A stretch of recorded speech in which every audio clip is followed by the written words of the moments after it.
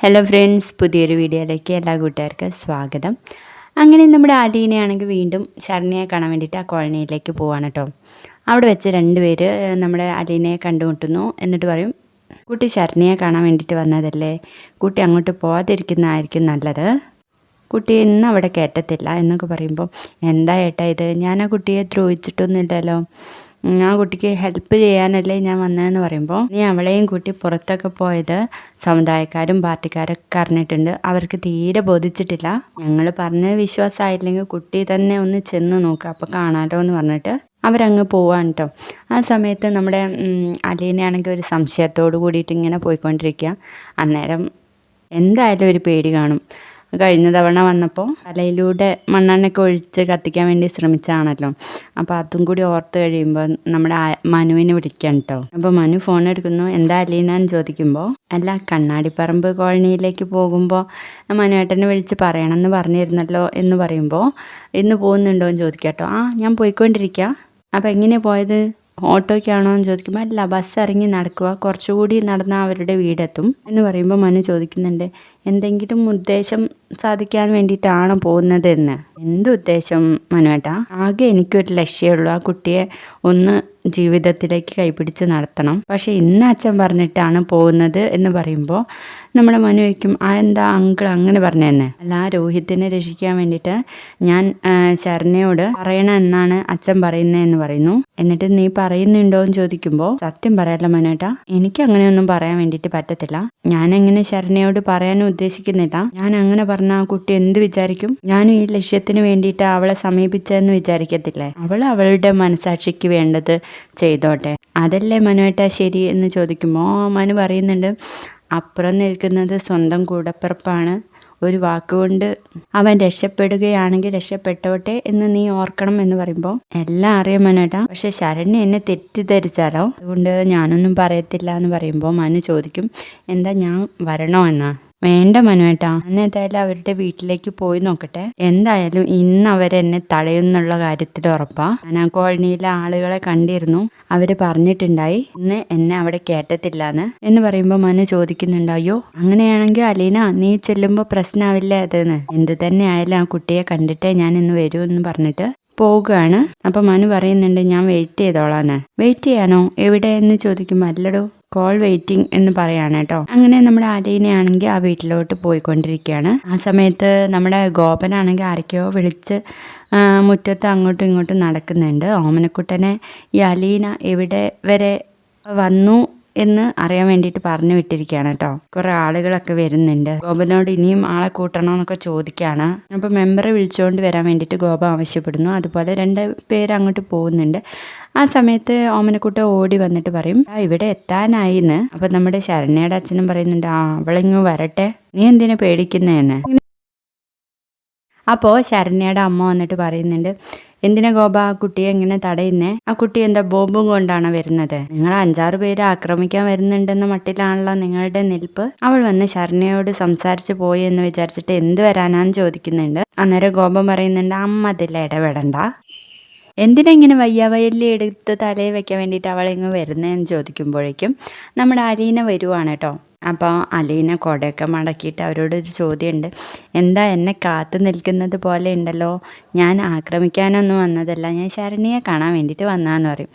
അപ്പോൾ ഗോപം പറയും, നീ ഇന്ന് ശരണ്യയെ കാണണ്ടാന്ന്. അതെന്താ ഗോപ, നിങ്ങളെന്താ ഇങ്ങനെയൊക്കെ. ഒരേ കിടപ്പ് കിടന്ന കുട്ടി എണീറ്റിരുന്നു, കരഞ്ഞിരുന്ന കുട്ടി ചിരിച്ചു, അമ്പലത്തിൽ പോയി പ്രാർത്ഥിച്ചു, ഇതൊക്കെ അവളുടെ പുരോഗതി അല്ലേന്ന് ചോദിക്കുമ്പോൾ, നീ അങ്ങനെ ഉണ്ടാക്കി കൊടുക്കണ്ട എന്ന് പറയട്ടെ ഗോപൻ. എന്താ ഗോപ ഇങ്ങനെയൊക്കെ പറയുന്നത്, ഞാൻ കൈപിടിച്ച് ഉയർത്തിക്കൊണ്ടുവന്ന കുട്ടിയല്ലേ എന്ന് ചോദിക്കുമ്പോൾ നമ്മുടെ ശരണ്യ ഉള്ളിലിരുന്ന് ഇങ്ങനെ കരഞ്ഞുകൊണ്ടിരിക്കട്ടോ. നീ അവളെ കാണണ്ട, നീ അവളോട് സംസാരിക്കുക വേണ്ടെന്ന് പറയുമ്പോൾ, ഞാനൊന്നും സംസാരിക്കത്തില്ല, എനിക്ക് ആ കുട്ടിയെ കണ്ടാൽ മതി, കണ്ട് എങ്ങനെയുണ്ടെന്ന് നോക്കിയിട്ട് ഞാനങ്ങ് പൊക്കോളാന്ന് പറയുമ്പോൾ, വേണ്ടാന്നല്ലേ നിന്നോട് പറഞ്ഞതെന്ന് ചോദിച്ച് നിൽക്കുന്ന സമയത്ത് നമ്മുടെ മെമ്പറും മറ്റുള്ള കുറച്ച് ആൾക്കാരും കൂടി അങ്ങോട്ടേക്ക് വരാം കേട്ടോ. എന്താ ഇവിടെ എന്ന് ചോദിച്ചിട്ട്, നീ ആ ബാലചന്ദ്രൻ്റെ വീട്ടിൽ വേലയ്ക്ക് നിൽക്കുന്ന പെണ്ണല്ലേ, അവിടുത്തെ പയ്യൻ ഈ കേസിലെ പ്രതിയാണെന്ന് നിനക്കറിയത്തില്ലേ. അറിയാം, എന്നിട്ട് നീ ഇവിടെ വരുന്നത് ശരിയാണോ എന്ന് ചോദിക്കുമ്പോൾ, ഞാനതിന് അവരെ നന്നാക്കാൻ വേണ്ടിയിട്ടല്ലല്ലോ വരുന്നത്, ഈ കുട്ടിക്ക് ധൈര്യം കൊടുക്കാനല്ലേ ഞാൻ വരുന്നതെന്ന് പറയുന്നു.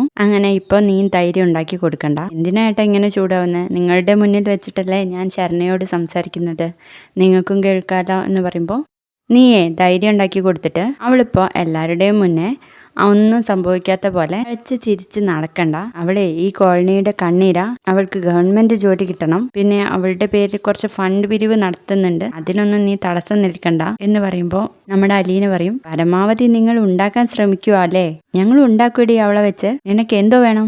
നീ വന്നതിന്റെ ഉദ്ദേശമൊക്കെ ഞങ്ങൾക്ക് മനസ്സിലായി. ഇവളെ പ്രലോഭിപ്പിച്ച് മറ്റേ ചെക്കന്മാരെ ഇറക്കാന്ന് നീ കരുതണ്ട, ഞങ്ങൾ അതിന് സമ്മതിക്കത്തില്ലടി എന്നൊക്കെ പറയുന്നു. അപ്പോഴും നമ്മുടെ അലീന പറയുന്നുണ്ട് കേട്ടോ, ഞാൻ എനിക്ക് വേണ്ടി വന്നതല്ല, എൻ്റെ മുതലാളിക്കും അവരുടെ മകനും വേണ്ടിയിട്ടും വന്നതല്ല, ഞാൻ ശരണ്യയ്ക്ക് ധൈര്യം കൊടുക്കാൻ വേണ്ടിയിട്ട് മാത്രമാണ് വന്നത്, അവളെ ജീവിതത്തിലേക്ക് തിരിച്ചു കൊണ്ടുവരണം, അത്ര മാത്രമേ ഉദ്ദേശിച്ചിട്ടുള്ളൂ. ഞാൻ എന്തെങ്കിലും കൊടുക്കാന്ന് പറഞ്ഞിട്ട് അവളെ പ്രലോഭിപ്പിച്ചിട്ടില്ല എന്നൊക്കെ പറയുമ്പോൾ നിന്റെ ആ പരിപ്പ് ഇവിടെ വേവത്തില്ല എന്നൊക്കെ പറയുന്നുണ്ട് കേട്ടോ ഒരു പാർട്ടിക്കാരൻ. എന്നിട്ട് ഒരു പാർട്ടിക്കാരൻ പറയുന്നുണ്ട്, ഗോപ ഇവളുടെ കൈ പിടിച്ച് പുറത്തേക്ക് വലിച്ചിടുന്ന്. അത് കേട്ട ഉടനെ നമ്മുടെ ഗോപ വന്നിട്ട് അലീനയെ പിടിച്ച് വലിച്ച് കൊണ്ടുപോകട്ടോ. ഗോപ കൈ വിടുക എന്നൊക്കെ പറയുമ്പോൾ ഒന്നും വിടാതെ ഇങ്ങനെ കൊണ്ടുപോവാണ്. ആ സമയത്ത് ഇതൊക്കെ കേട്ടിരിക്കുന്ന ശരണ്യ പുറത്തേക്ക് വരും. ഗോപേട്ടാ ചേച്ചിയുടെ കൈ അങ്ങ് വിട്ടേക്ക് എന്ന് പറഞ്ഞ അടുത്തേക്ക് പോയിട്ട് വിടാനല്ലേ പറഞ്ഞതെന്ന് ചോദിക്കും. അന്നേരം ഗോപൻ കൈ വിടുട്ടോ. ചേച്ചി ഇവിടെ നിൽക്കണ്ട, പൊക്കോ എന്ന് പറയുന്നു. മോളെ ഞാൻ നിന്നെ കാണാൻ വന്നതാ എന്ന് പറയുമ്പോൾ ചേച്ചി നിൽക്കണ്ട എന്നല്ലേ പറഞ്ഞത്, പൊക്കോ എന്ന് പറയുമ്പോൾ ശരണ്യയുടെ അച്ഛൻ വന്നിട്ട് ശരണ്യെ അങ്ങ് വലിച്ചു കൊണ്ടുപോകാൻ, നിന്നോടാരടി പുറത്തിറങ്ങാൻ വേണ്ടിയിട്ട് പറഞ്ഞ് ഉള്ളിലേക്ക് പോന്ന് പറഞ്ഞിട്ട് പിടിച്ചു വലിച്ച് കൊണ്ടുപോവാണ് കേട്ടോ. കുട്ടി കരഞ്ഞിട്ടൊക്കെ ചേച്ചി ചേച്ചി എന്ന് വിളിച്ചിട്ടാണ് ഉള്ളിലേക്ക് പോകുന്നത്. അങ്ങനെ ഗോപം പറയും, അവൾക്കും നിന്നെ കാണണ്ട, നിന്നോട് ഇവിടുന്ന് പോവാനല്ലേ പറഞ്ഞത്, എന്നാരും പിടിച്ചു വലിച്ച് പുറത്തേക്ക് ഇടണ്ട, ഞാൻ പൊക്കോളാം എന്ന് പറഞ്ഞിട്ട് നമ്മുടെ അലീന അങ്ങ് പോവാണ് കേട്ടോ. അന്നേരം പറയുന്നുണ്ട് പാർട്ടിക്കാരൻ, ഇവിടെ വന്ന് പ്രതികളെ ഊരി എടുക്കാൻ വേണ്ടിയിട്ട് ഇവളെ കൊണ്ട് സമ്മതിപ്പിക്കാനുള്ള പരിപാടിയായിരുന്നു, നടന്നില്ല എന്നൊക്കെ പറയുമ്പോൾ നമ്മുടെ അലീന തിരിച്ച് നടന്നിട്ട് പറയും, ഞാൻ നിങ്ങളോട് ഒരുപാട് തവണ പറഞ്ഞു ഞാൻ അതിനൊന്നും വേണ്ടി വന്നതല്ലാന്ന്, നിങ്ങൾക്ക് അവളെ ഒരു ഉയരത്തിലെത്തുന്നതും കാണാൻ ഇഷ്ടമല്ല, അവിടെ ഈ റൂമിൽ നിന്ന് തളച്ചിടണം, പീഡനക്കാരി എന്ന് മുദ്ര കുത്തണം, നിങ്ങളൊക്കെ മനുഷ്യരാണോ, ഒരു രക്തസാക്ഷിയാക്കാൻ പറ്റുമെങ്കിൽ അതും ചെയ്യും നിങ്ങൾ എന്നൊക്കെ പറയുമ്പോൾ ഈ പാർട്ടിക്കാർക്ക് അങ്ങ് ദേഷ്യം പിടിക്കുന്നുണ്ട് കേട്ടോ. എന്നിട്ടാണ് അലീന പോകുന്നത്. അപ്പോൾ ഒരുത്തൻ കയറി ചോദിക്കുന്നുണ്ട് ആ പാർട്ടിക്കാരോട്, അവൾ അങ്ങനെ വിട്ടാൽ മതിയോ, നമ്മുടെ കോളനിയിൽ വന്നിട്ട് നമ്മളെ വെല്ലുവിളിച്ച് പോയത് അവൾക്ക് 2 എണ്ണം പൊട്ടിക്കണ്ടേ എന്ന് ചോദിക്കുന്നു. വേണ്ടടാ അവൾ പോയില്ലേ, ഇത് കഴിഞ്ഞല്ലോ എന്ന് പറയുന്നു. അങ്ങനെ അലീന വീട്ടിലേക്ക് പോവാണ് കേട്ടോ. അവിടെയാണെങ്കിൽ കൃഷ്ണമോൾ ഉണ്ടാവും പുറത്ത്. അപ്പോൾ കൃഷ്ണമോൾ അലീനയുടെ മുഖം കാണുമ്പോൾ തന്നെ ചോദിക്കുന്നുണ്ട്, എന്താ ചേച്ചി മുഖം വല്ലാണ്ടിരിക്കുന്നേന്ന്. ഞാൻ പോയ കാര്യം നടന്നില്ല മോളെ, ശരണ്യയെ കാണാൻ വേണ്ടിയിട്ട് പറ്റിയില്ല, പോവണ്ടായിരുന്നു, അച്ഛനില്ല അകത്ത് എന്ന് ചോദിക്കുമ്പോൾ അച്ഛൻ ചേച്ചിയെ വെയിറ്റ് ചെയ്തിരിക്കാന്ന് പറയുന്നു. അച്ഛനെ ഞാനൊന്ന് കണ്ടോട്ടെ എന്ന് പറഞ്ഞിട്ട് നമ്മുടെ അലീന ഉള്ളിലേക്ക് കയറാണ് കേട്ടോ. ആ സമയത്ത് ബബിത ആണെങ്കിൽ ഫോണിൽ കളിച്ചുകൊണ്ടിരിക്കുകയായിരിക്കും. നമ്മുടെ ബാലേന്ദ്രൻ അലീനയും കത്ത് കുറച്ച് നേരം TV കണ്ടുകൊണ്ടിരിക്കുകയാണ് കേട്ടോ. അത് പൂട്ടിയിട്ട് മുകളിലേക്ക് കയറുന്ന നേരത്താണ് നമ്മുടെ അലീന ചെന്ന് വിളിക്കുന്നത്. അച്ഛാ മോള് ഇത്ര വേഗം ഇങ്ങ് പോന്നോന്ന് ചോദിക്കുമ്പോൾ, അച്ഛാ ഞാൻ പോയ കാര്യം നടന്നില്ല, എന്നെ അവിടെ എല്ലാവരും തടഞ്ഞു വെച്ചു. നിന്നെ തടഞ്ഞു വെക്കാനോ? അതെ അച്ഛാ, ശരണ്യയെ കാണാൻ വേണ്ടിയിട്ട് പറ്റിയില്ല എന്ന് പറയുന്നു. അതിന് നീ അവൾക്ക് നല്ലതല്ലേ മോളെ ചെയ്തുള്ളൂ, എന്നിട്ട് അവരെന്താ നിന്നെ തടഞ്ഞു വെച്ചതെന്ന് ചോദിക്കും. എനിക്കറിയില്ല അച്ഛാ, ഒന്നുകിൽ രോഹിത് നിരപരാധിയാണെന്നുള്ള കാര്യം ആ കുട്ടി എൻ്റെ അടുത്ത് പറഞ്ഞത് അവരറിഞ്ഞിട്ടുണ്ടാവും എന്ന് പറയുമ്പോൾ, അവർക്കറിയത്തില്ലേ രോഹിത് നിരപരാധിയാണെന്ന്. അതല്ല അച്ഛാ, അന്ന് അമ്പലത്തിൽ പോയപ്പോൾ ആ കുട്ടി എന്നോട് പറയുന്നത് ഓമനക്കുട്ടൻ അവിടെ നിന്ന് കേട്ടിട്ടുണ്ടാവും, ആ കുട്ടി പോയിട്ട് അച്ഛനോടും അമ്മയോടും പറഞ്ഞിട്ടുണ്ടാവും, അതായിരിക്കും കാര്യം എന്ന് പറയുന്നു. അങ്ങനെ പറഞ്ഞാൽ ഒക്കത്തില്ലല്ലോ, എൻ്റെ മോൻ നിരപരാധിയാണെന്ന് അവർക്കറിയാം, എന്നിട്ടും അവനെ ജയിലിലിട്ട് ഇങ്ങനെ നരകിപ്പിക്കുക എന്ന് പറഞ്ഞാൽ അതെന്തൊരു കഷ്ടമാ മോളെ എന്ന് പറഞ്ഞിട്ട് സങ്കടപ്പെടുന്ന ഒരു ഭാഗത്തോടെ ഇന്നത്തെ എപ്പിസോഡ് തീരുകയാണേ.